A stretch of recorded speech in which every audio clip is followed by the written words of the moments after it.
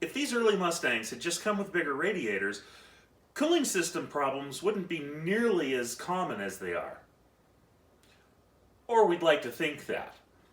Hi, my name's Walter. This is the GT350 Garage, and today we're going to talk about radiators, shrouds, and fans. And we're going to continue from where I left off in the first cooling system video I did, where we talked about how the cooling system works and thermostat function and selection. So we established that the thermostat is the key to giving the radiator enough time to do its job. So today, let's talk about the radiator and how it can do its job the most efficient way possible. Okay, let's start off with this stock radiator that came out of my 66 Shelby. Now, this particular radiator is not the original radiator to my car. If you look closely at the bottom of the radiator, you can see that there's two fittings for a transmission cooler, and my car is a 4-speed car.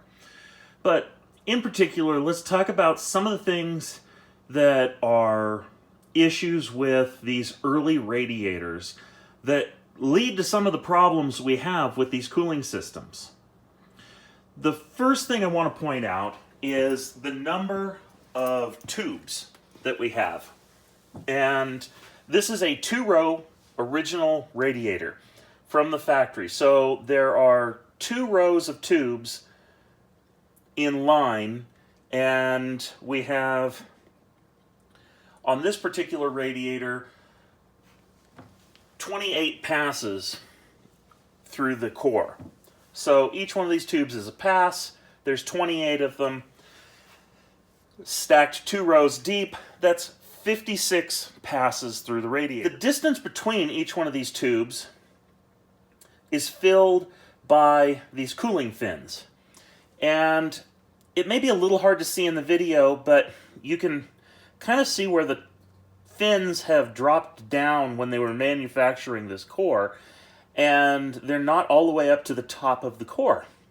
So we have airflow that can go through the top of the radiator core and through the bottom that doesn't do anything.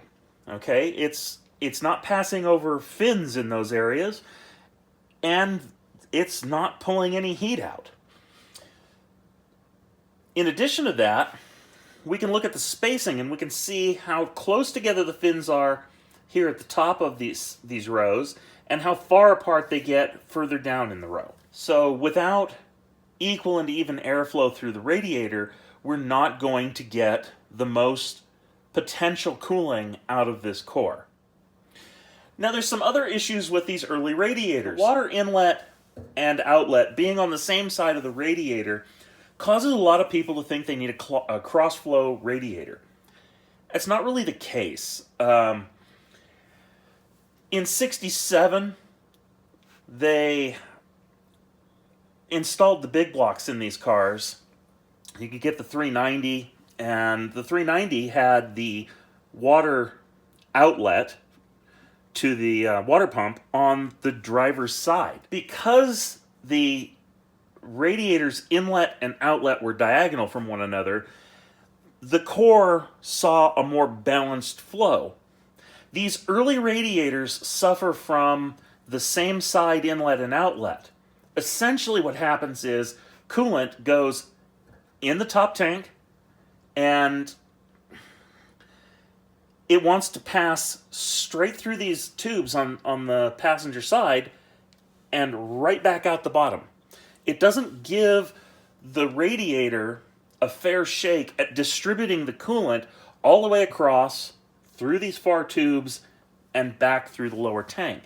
So it's not uncommon to see 25, 30, even 40-degree differences between the passenger side of the radiator and the driver's side of the radiator. Now, if you have that big of a difference in your radiator, you simply aren't moving fluid through the driver's side. And if you're not moving fluid through the driver's side, what good is the radiator? This radiator is a Scott Drake radiator. This is their Shelby part numbered manual transmission version, and this is licensed through Shelby, so it's got a Shelby tag on the top, and the front is stenciled with the Shelby logo.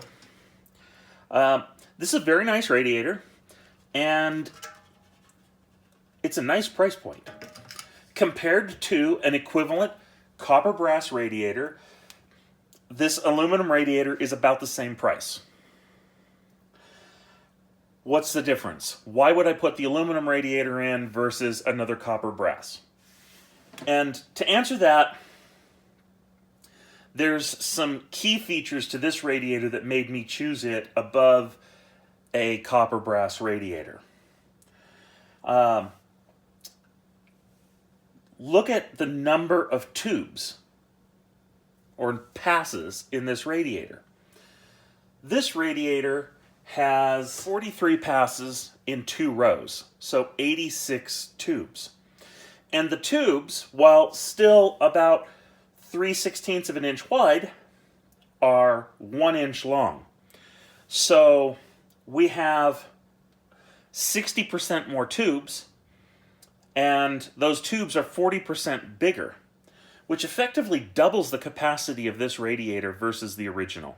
If you double the amount of capacity the radiator has, it's going to help you cool the engine off, because the more coolant we can get out of here into the engine to the thermostat, get the thermostat to shut with cool fluid hitting it, the more time we have for the coolant that's in this radiator core to get rid of its heat to the air passing through the radiator. So how does this radiator work more effectively? It's still a vertical tube radiator, not a cross flow. And it still has the inlet and outlet on the same side. And the answer to that is this radiator has had a plate installed inside the upper tank, and that plate runs to about here.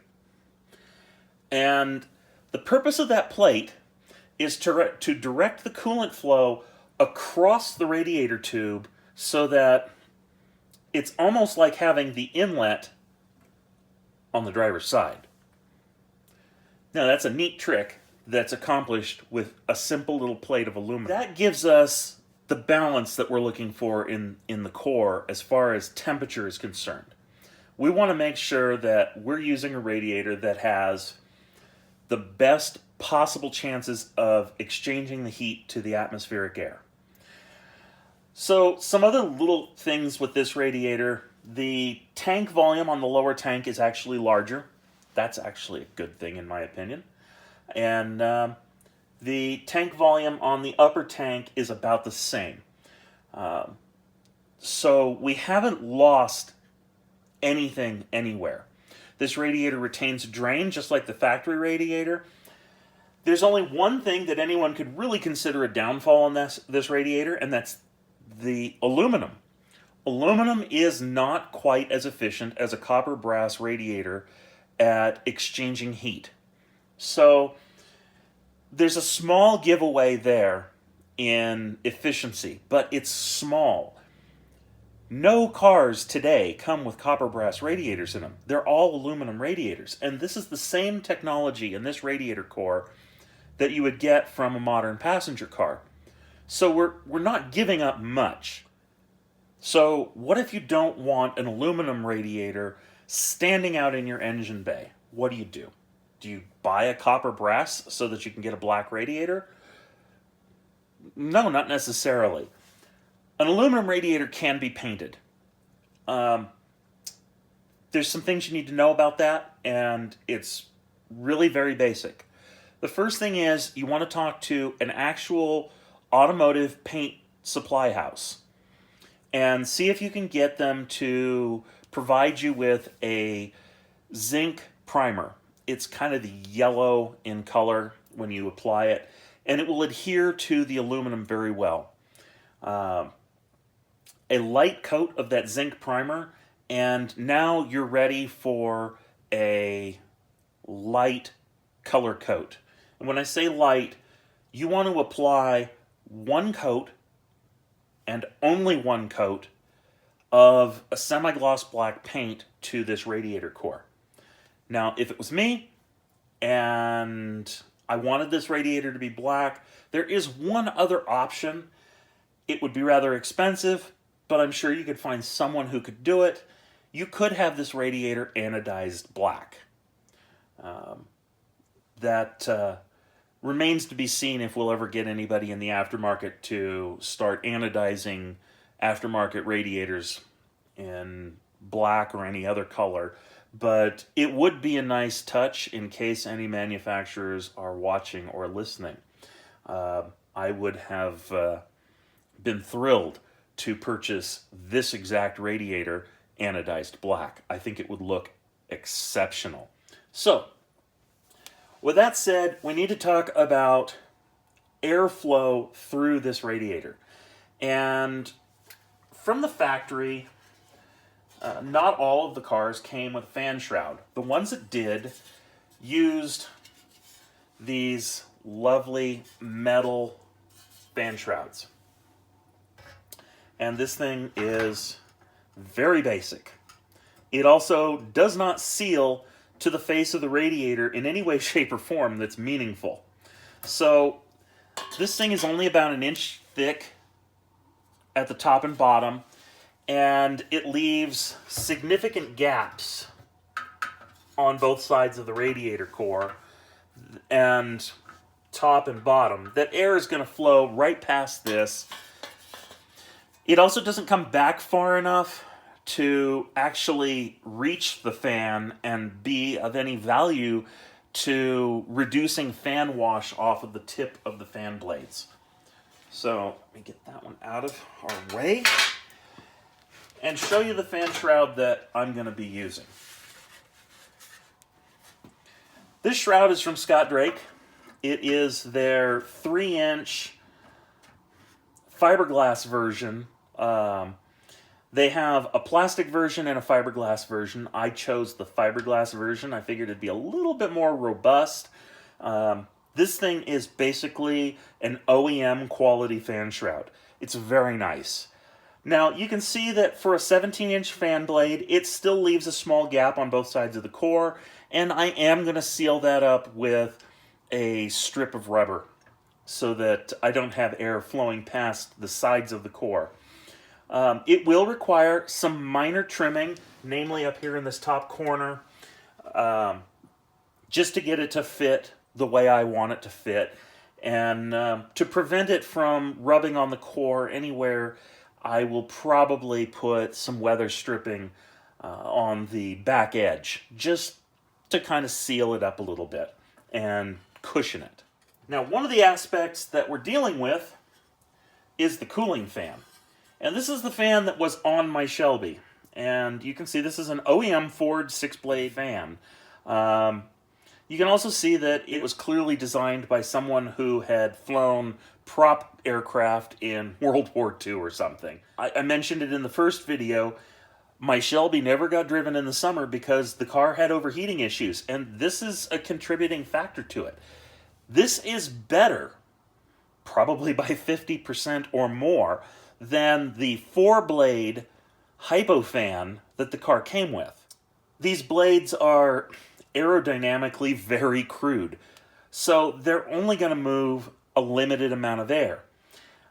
With a shroud that doesn't cover the top of the fan completely, you're going to wash air off of the fan pretty substantially. And instead of the air flowing through the radiator core and back away from the fan, it's just going to centrifugally fling the air, and you're going to pull air from both sides of this fan. Not a great design. Definitely room for improvement. I've chosen a 17-inch flex fan from Flex-A-Lite. Now, these are a nice fan. I'm going to see if I can get this in close enough to the camera that you can see. It is kind of a laminated construction, and you can see that there's an additional reinforcing piece of stainless on the back of the blade. This fan is designed to move a substantial amount of air. With this shroud in place and with the fan properly engaged in the shroud so that the fan is about an inch from the radiator and at that point about an inch and a half into the shroud, this fan is going to move about 3,000 to 4,000 CFM of air. And that's substantial. We need airflow through these old cars, especially at lower speeds. And maybe we don't have the best seal on the radiator support to the hood or around the radiator. We still need the fan to do its job. So, that being said, we want to make sure that we invest in a good quality fan and a good shroud to be able to get the most out of our radiator investment by pulling as much air through as possible. Why not put an electric fan on this radiator? But there's not enough room between the nose of the water pump and the radiator to put an electric fan of any value in this car. There aren't a lot of good options in respect to electric fans that will physically fit and clear the water pump. With the Fox bodies that I've worked on over the years, we used the Flex-A-Lite Black Magic fans on those, the old FL175s. They were fantastic. They did a great job. They moved about 3,500 CFM, and they'd move 3,500 CFM with the car standing still. So you could cool off a supercharged 5-liter relatively effectively. But we don't have the luxury of 3 3/4 of an inch or 4 inches of space between the water pump and the radiator core. We only have about 3 1/4 inches to work with here. And that makes for some interesting challenges. Electric fans on these early Mustangs are really kind of a challenge. And they're a challenge that I have never found to be worth it. You just simply can't move enough air with the fans that are available to fit in the space we have on an early Mustang. Now, that might not be the case if you're working on, a Nova or a Camaro or a Torino or a Galaxy or something that has more space because it's a bigger engine compartment. But these early Mustangs, early Falcons, these things are tight. Everything's kind of crammed in there, and you have to make the best of what you have. So in this particular case, we want to go with a great radiator, a really good fan, a really good shroud, and maximize that the best we can to really get this thing cooled down. So that pretty much wraps up radiators, radiator shrouds, and fans. I hope the information I presented helps give you some insight into what's going to work best or how to make the most out of the parts you currently have by just simply making a few changes instead of big changes. I certainly don't suggest that there's any need to modify the radiator support on these cars to put bigger radiators in. And I see it on the internet constantly, guys talking about cutting the radiator support so that they can put later model radiators in these early model cars. It's completely unnecessary. It really truly is. The cooling system that I'm running in this car will have no problem supporting 500 plus horsepower, and that's a very serious amount of horsepower for a 2,800 pound car. You don't need a crazy cooling system to be able to enjoy your car year round. Understanding what parts you're buying so that you spend your money appropriately is the best thing you can possibly do.